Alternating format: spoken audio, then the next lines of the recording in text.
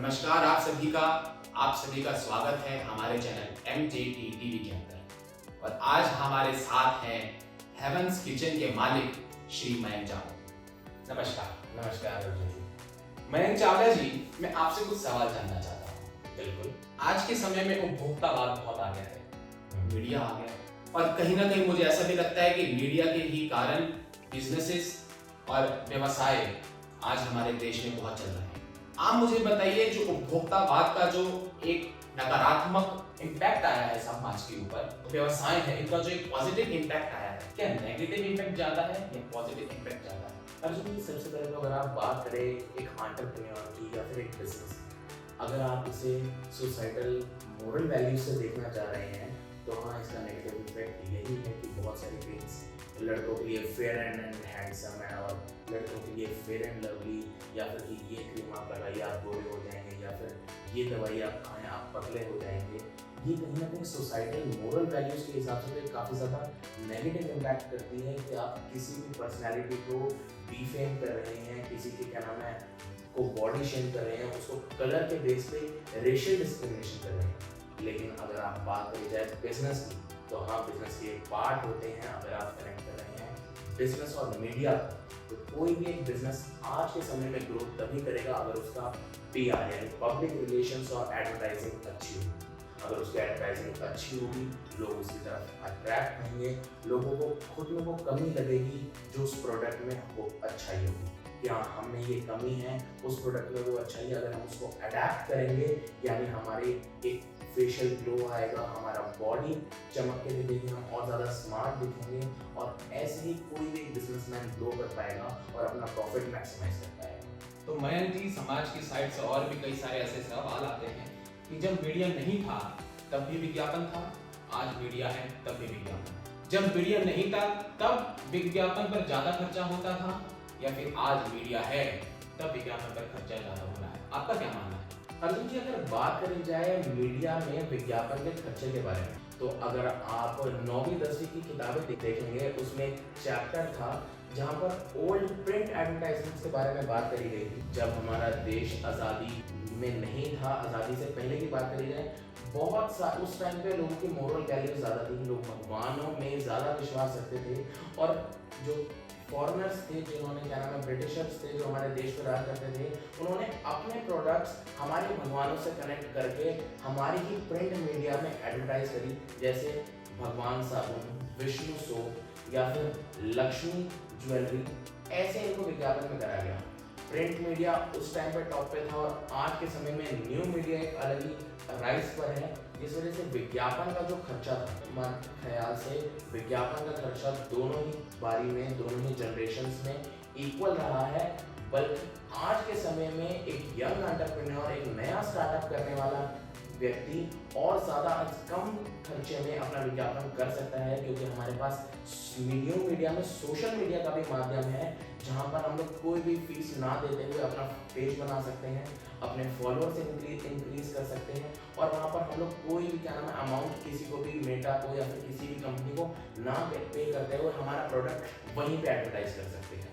जिस वजह से हमारी एडवर्टाइजिंग कॉस्ट आज के समय में काफ़ी ज़्यादा घट जाती है बजाय हमारे पहले के, क्योंकि पहले ऐसा कोई न्यू मीडिया का माध्यम था नहीं। जिसको भी अपना प्रोडक्ट एडवर्टाइज करनी है या सर्विस एडवर्टाइज करनी है, वो प्रिंट मीडिया के पास ही जाएगा, प्रिंट मीडिया उससे कॉस्ट अमाउंट लेगी। जी, बहुत अच्छी बात है मयंक जी। जैसे आज के जो यंग हमारे एंटरप्रेन्योर हैं, उनके पास सबसे बड़ा सवाल ये आता है कि वो अपना विज्ञापन, अपना एडवर्टाइजमेंट मीडिया पर कैसे करें, कम से कम उनका खर्चा हो और जल्द से जल्दी उनका प्रसार हो। आपको क्या लगता है कि ऐसा क्या करना चाहिए, क्योंकि आप तो एक बहुत ही नामी गिरामी मालिक भी हैं, तो आपने क्या किया था? सर, अगर आप बात करी जाए सिर्फ विज्ञापन की, आप मीडिया को विज्ञापन से कनेक्ट ना करें, तो एक बिजनेस में सबसे अच्छा विज्ञापन होता है मैन टू मैन कन्वर्सेशन। आप खुद अपने मुंह से किसी चीज़ का प्रमोशन करेंगे किसी और के सामने जिससे आप कोई भी संबंध नहीं रखते हैं, तो वो ज़्यादा प्रभावित होगा बजाय किसी भी एडवर्टाइजमेंट के या किसी भी पब्लिक रिलेशन। लेकिन अगर आप बात करें पर्टिकुलरली मीडिया और बिजनेस की, तो उसमें सबसे ज़्यादा प्रभावित कोई भी एक यंग एंटरप्रेन्योर जो एक नया स्टार्टअप कर रहा है, कोई भी प्रोडक्ट या कोई भी सर्विस प्रोवाइड करवा रहा है, उसके लिए कम से कम खर्चे में एडवर्टाइजमेंट कॉस्ट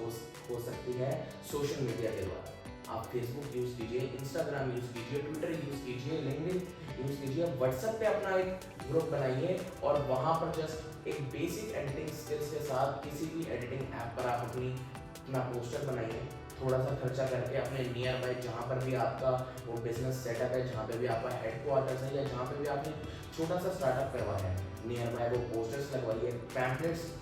बंटवाइए, साथ ही साथ सोशल मीडिया पे उसका पेज बनवाइए, उस पर रील्स डालिए, उस पर पोस्ट डालिए, सोशल मीडिया प्लेटफॉर्म्स पे उसकी स्टोरीज डालिए, लोगों को उस प्रोडक्ट या सर्विस के द्वारा सोशल मीडिया के द्वारा अवेयर करवाइए, वहाँ से ऑर्डर्स गेन कीजिए। आज के समय में अगर आप किसी भी खाने का बिजनेस करते हैं तो स्विगी एंड जोमेटो पे करिए, अगर आप खाने का बिजनेस नहीं करते हैं, प्रोफेशनल स्टार्टअप कर रहे हैं तो फिर लिंक्डइन पे करिए, अगर आप किसी भी क्लोथिंग ब्रांड या फिर कोई भी एसेंशियल प्रोडक्ट या फिर फेस ब्यूटी प्रोडक्ट कर रहे हैं तो अमेजोन और फ्लिपकार्ट जैसी कंपनियों से कॉन्टैक्ट कीजिए, वहाँ पे अपनी सेल बनवाइए। आप एक direct to direct man to man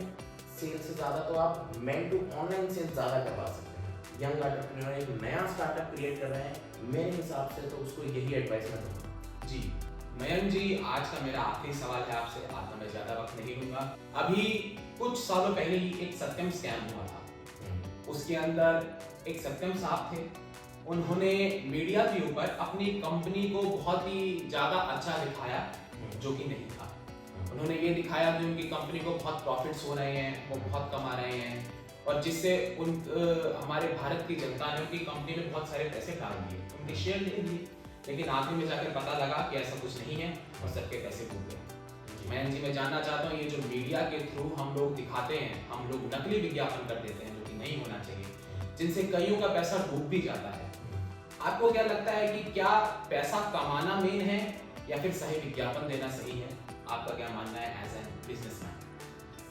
Arjun जी, अगर आप बात कीजिए तो एक तालाब में अगर एक गंदी मछली है तो वो पूरे तालाब को तो गंदा कर सकती है, लेकिन उसकी वजह से तालाब की बाकी मछलियाँ गंदी नहीं हो जाती हैं। तो इसमें मैं सबसे बड़ी सलाह तो देना चाहूँगा कंज्यूमर्स को ही कि आप किसी भी कंपनी में अगर इन्वेस्ट करते हैं या कोई भी विज्ञापन देखते हैं तो सिर्फ सीधा विज्ञापन पर भरोसा ना कीजिए, थोड़ी सी रिसर्च कीजिए। आपके पास स्मार्टफोन्स आज के समय पे हर एक व्यक्ति के पास है, स्मार्टफोन में सर्च करिए कि क्या ये कंपनी ग्रोइंग है, क्या इस कंपनी के प्रोडक्ट या फिर सर्विसेज अच्छे हैं और उसके बाद ही उसमें इन्वेस्ट कीजिए। और साथ ही साथ मैं सलाह दूंगा जो यंग एंटरप्रेन्योर्स हैं वो इस स्कैम को ध्यान रखें कि आप अपनी कंपनी में डील कर रहे हैं, आप अपनी कंट्री में डील कर रहे हैं, साथ ही साथ आप अगर कमाएंगे तो अपने देश के लिए कमाएंगे, आप देश का काफ़ी ज़्यादा बेनिफिट करेंगे, आपका देश ऊपर जाएगा। तो वो थोड़ा बहुत बिजनेस के साथ साथ बिजनेस एथिक्स भी सीखें ताकि बिजनेस ग्रोइंग के साथ साथ बिजनेस की एक नेम वैल्यू भी, एक फेस वैल्यू भी है हो। जैसे आप सबसे बड़ा तो एग्जांपल हमारे रतन टाटा जी हैं। आज के समय पे रतन टाटा जी अगर कोई भी प्रोडक्ट लॉन्च करें तो लोग उसे खरीदेंगे क्योंकि उन्होंने कभी भी कोई स्कैम नहीं करा है, कोई प्रॉपर एथिक्स के साथ चली है, जिस वजह से उनकी फेस वैल्यू बढ़ी है। मैं यंग एंटरप्रेन्योर्स को ये भी एडवाइस देना चाहूँगा कि ऐसा कोई भी बिजनेस जो फेकिज्म पे डील कर रहा हो या फिर जो फेक एडवर्टाइजमेंट्स पे डील कर रहा है वो चल तो जाएगा लेकिन कम समय तक चलेगा। जी बिल्कुल। चलिए, आपने हमारे प्रश्नों का उत्तर बड़े ही शानदार से दिया, हमको बहुत अच्छा लगा आपसे मिलकर। धन्यवाद। बहुत बहुत धन्यवाद।